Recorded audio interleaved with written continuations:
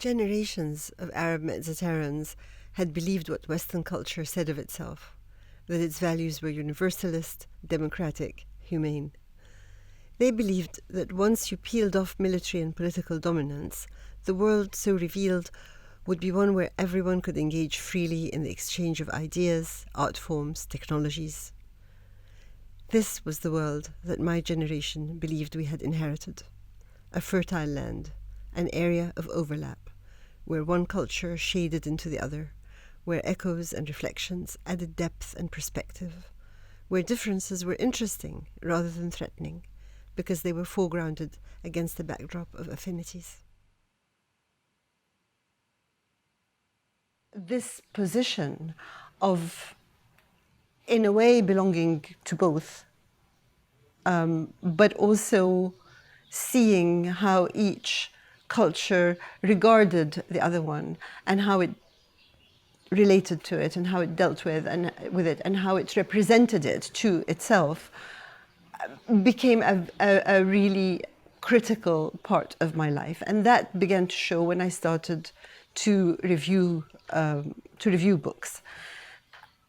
And so I think it's at that point that the political, in that sense, becomes personal for me.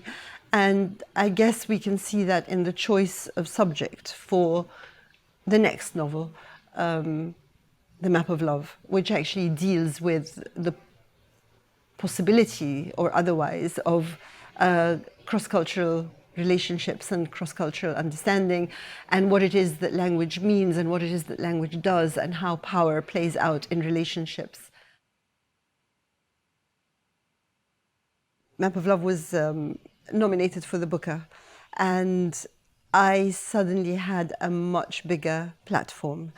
So when the second Palestinian Intifada broke out in 2000, The Guardian asked me to go and write from there, do a reportage, and I went. And I think that really worked a change in me. And I think that in relation to literature, two things happened to me. One was that I felt what writing was for.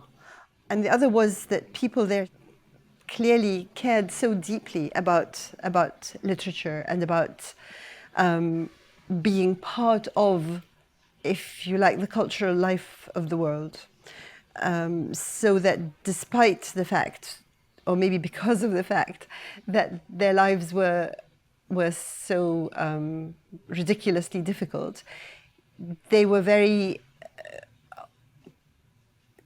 desirous of a space in which they didn't talk about their lives, but talked about something completely other and completely different.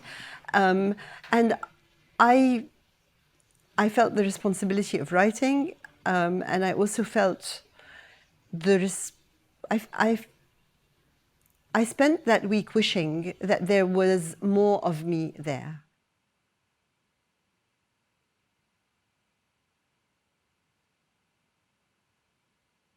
I was deeply moved to learn of the initiative of those writers who decided to do something about the world in which we live,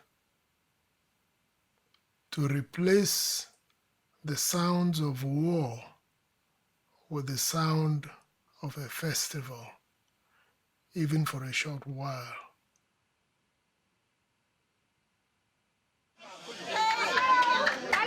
They're saying they're going to close us down, but we're moving the opening of PalFest Onine to the French Cultural Center. We're walking down there now. The Israelis raided our opening night at the Palestine National Theatre, and the first thing I saw was one Israeli soldier in full gear, and I thought, oh, he wanted to come and attend, and he didn't have time to change. And then it turned out, of course, that they were there to close us down. No, but I think if I was to choose one incident, it would be when a fellow writer, a British, youngish, Jewish writer, was walking next to me in Jerusalem by the Western Wall, and he suddenly stopped and he said, This is like science fiction. It's as if everything I ever thought I knew has been turned upside down, and it's like science fiction. And that was very moving, and it was also exactly what it was about, that there were preconceptions that were stopping people from actually realizing what was happening, but being there on the ground just told you.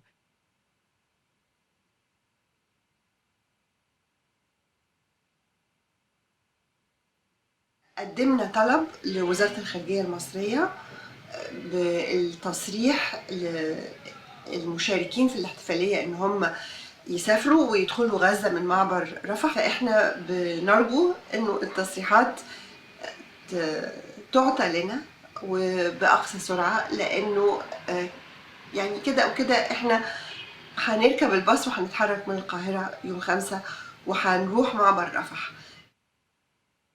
أهداف، أنت رائعة وجميل جدا أن تكوني معنا في غزة في هذا الحوار وعلى أرض غزة. أنا طبعا سعيدة جدا إن أنا أكون معكم هنا، وإني أكون في غزة، وإني أكون في غزة في ظروف احتفالية فلسطين للأدب مع كل الأدباء والفنانين اللي جم معانا.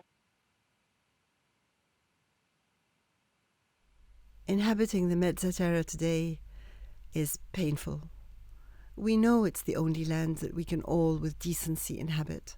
We know how rich life in the common ground could be for everyone. But power rejects the common ground and works to discredit and destroy it. Today, we find hope in the empathy, the actions, the vision of those people who insist on living in and broadening the common ground, the land where everybody is welcome. It is to Mediator that every responsible person on the planet now needs to migrate, for it is there and only there that we can all survive.